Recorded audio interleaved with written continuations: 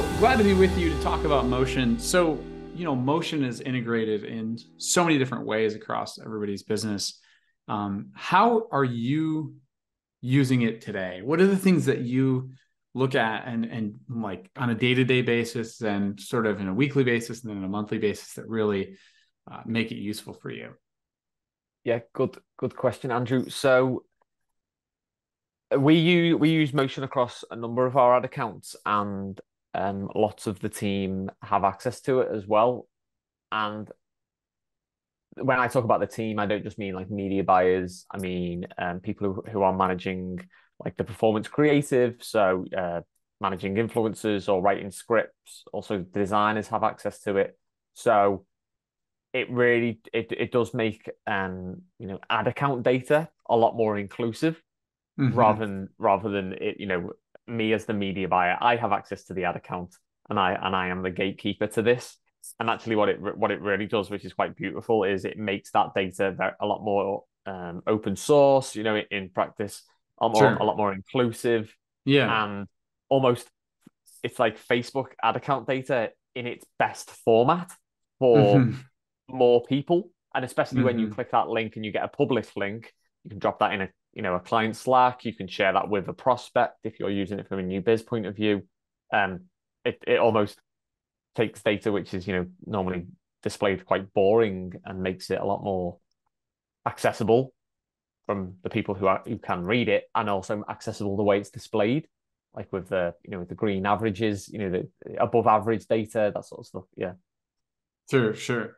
So to you, what makes motion valuable? I mean, obviously, is the sharing standpoint, but on a day-to-day basis, in terms of creative decision making, how do you feel like it? How do you feel like it? Does it just make it easier to see it right away, or what are the things that you are even doing, or even some like deeper reports that you feel like people don't look at super often that you guys do that's really been a leg up for you? Yeah, sure. So we can definitely dig into like some of the different types of reports. The way I personally use it um is actually quite insightful. So we have one client that we work with who is like very across the data in the ad account and the performance Mm-hmm. of um the business performance, the ad account performance, and almost when we have a call with that client, as soon as we onboarded with this brand, they were like, we don't want to talk about past performance for the next hour, and it was like, right, okay, so other clients definitely do want to do that. We use ad account data, we use motion to communicate that data, and this is what we've done for you type of call. This one Mm-hmm. specific client that I'm referencing, they want to talk about what are the insights and what does that mean for our next steps. And the reason why this is relevant to motion is because it helps create a narrative around what is working in the ad account, and what do we believe the reasons why it is working, and how are we going to maximize that benefit to the ad account. More creative like that. Push more spend into this creative. Push spend less spend into this creative. Sure. Uh, this motion report highlights that there's a gap here.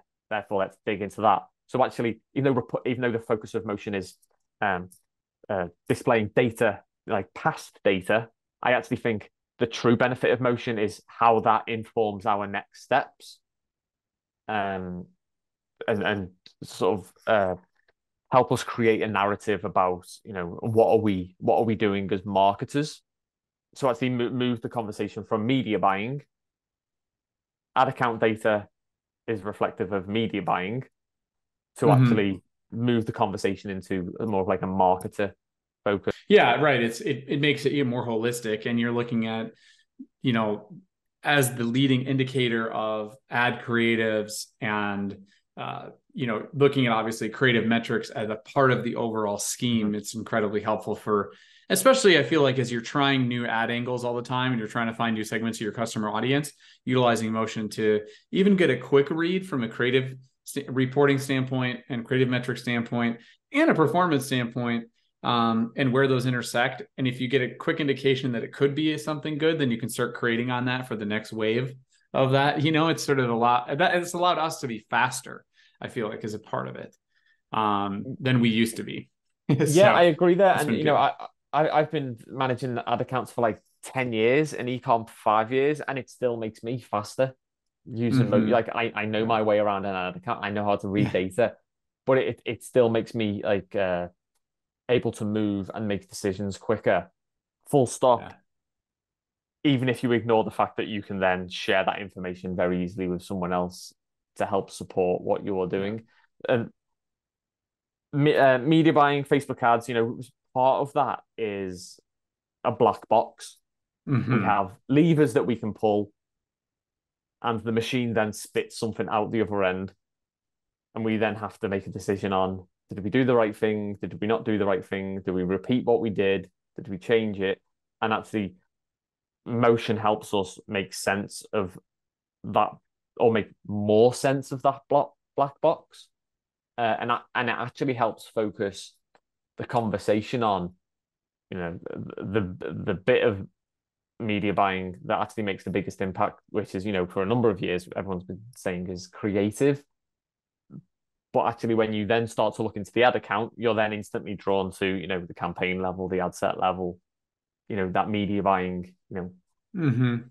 I'm still worthy, whereas actually Right. um, the creative focus is something that will always be involved with, if Facebook, moves even towards automation, which it will do for sure.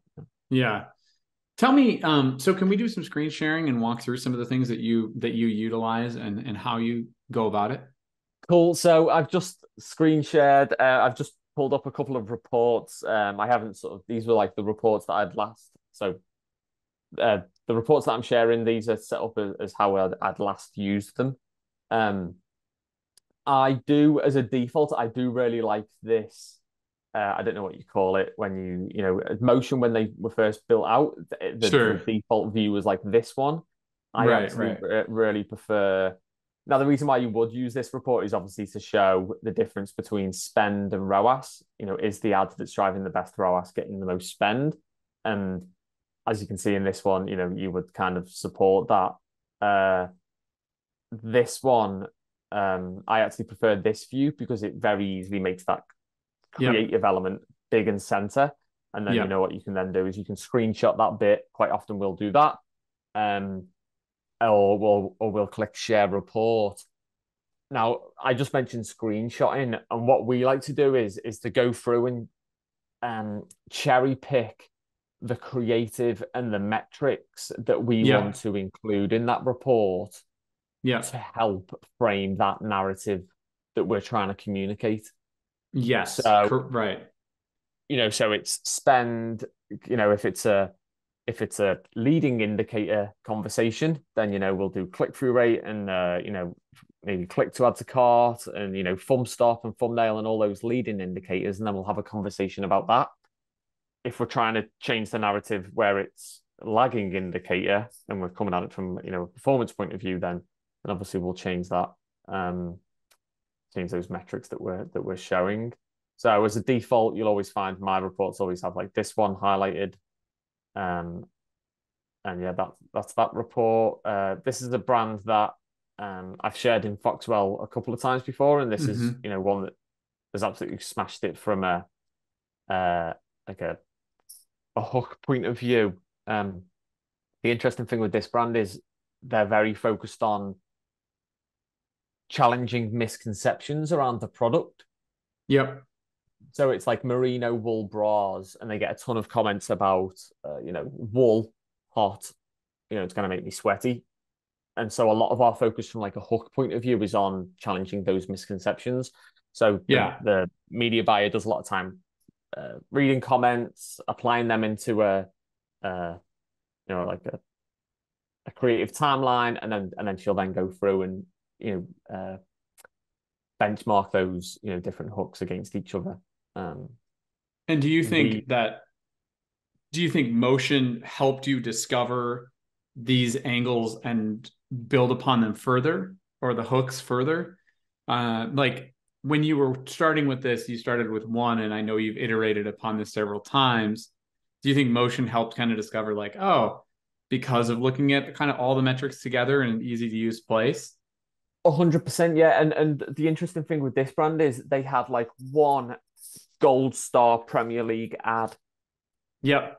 and everything else we're trying. That's like Goliath, and everything else is like Right, David. right. Like I feel like that's how it always is, right? There's always one that you're like, I want to Yeah, recreate that magic. yeah, and that's what we're trying to iterate on that Goliath while creating these other Davids, and that's that's what it's helping us to do because like, are we getting more spend into these new ads, and is our Yeah. new iteration of that Goliath ad Yeah. uh improving performance or extending performance?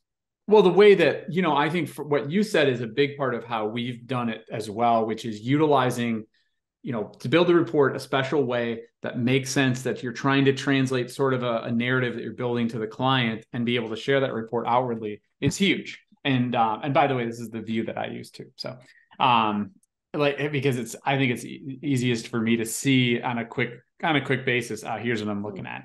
Um, and we've also done going in and looking not only in the 30-day window, but we'll go back and look at some that we feel like we're losers that then have latent stuff that comes in. And that's been helpful for discovering ideas that when I feel like I'm out of ideas, to go back and look at what I thought were good ideas. And it turns out they actually were, and to see some more latent conversions come through. That's always been a fun one too, to communicate back to the client, like, hey, let's fire these types of ideas back up again in reference to kind of our creative idea generation. Yeah, I know sort of like QBRs or like quarterly business reviews is something that's come up in Foxhole Slack quite Mm-hmm. in the membership quite a lot, and we actually use motion quite a lot of the times to build out like a very quick last 90 days. Yeah. What's the winning creative? What's the losing Yeah. creative? And that's almost like a creative level QBR, in 5 minutes. That is Right. very visual, very quick to create, and like very actionable. And when you think about a QBR, it's that those are almost like the opposite of that. It takes a long Mm-hmm. time to develop. It Right. takes a long time to digest, and then Right. you've got all these like million outputs. Whereas actually motion is it just takes that to um an amazing place, especially if when you're looking at year on year changes. We're coming up to Q4. Let's pick the time frame last year: October, November, December. Okay, and Yeah. what's that telling us about the ad account? Um, One thing, I agree. I think the seasonality is a big one that you can also use it for, which doesn't get used that much. I see over here, top landing page. And how are you utilizing that with motion to see how that makes sense? yeah, I mean, you can obviously get like site data in GA, and obviously it was a lot easier to get it in UA, Mm-hmm. and now it's in GA4. It's almost like locked away, that Right. data. But Yeah. we've used top landing page a hell of a lot with this specific brand, and as it's loading I'll communicate it. So this brand, it's a bone broth brand. We started working with them at the start of the year. They had like 3 months cracking performance, and a lot of our ads and landing pages were talking about bone broth for uh, fasting or gut health or collagen, Mm-hmm. and they were very focused on like pointy messages. They've now just gone through a rebrand, and a lot of the sort of quick landing pages that we got up were bone broth in general. Performance hasn't been as good naturally because we've gone from like focused messaging into um, unfocused messaging, and we were able to see that performance at the creative level. What we've also done is we've used this landing page report quite a few times to look at ROAS per landing page, click through rate to add to cart rate, add to cart to purchase, and conversion rate in a Mm. way that is 5 times quicker than getting that data in GA. Yeah. How quickly does that creative get you there? Yeah, yeah. Yeah. Yeah. Um, so and copy as well. So headline and ad copy is something that, and landing page is something that isn't shouted about quite a lot from a motion point of view, because obviously, you know, majority of motion's focus has always been like image and creative and catalog performance. But we've definitely used these other report types a hell of a lot. This is another brand, and this was the last report that I looked at. So I suppose we just show you this. So this was women's campaign, which doesn't include the sale, and is ad type is video. And the purpose of this was we were looking to get the top performing videos from the brand onto YouTube to pull into the Performance Max campaign over the last 90 days. So it took me like 2 minutes to build this report out and share this with the client to highlight, okay, these are the videos that we are assets to the brand, and therefore, we need to make the most of, create Awesome. more of in the account, and then also pull into other platforms. Yeah. Cool. Very cool. Phil, thank you for your time walking through this with us. I appreciate it. Cheers, Andrew. Enjoyed it.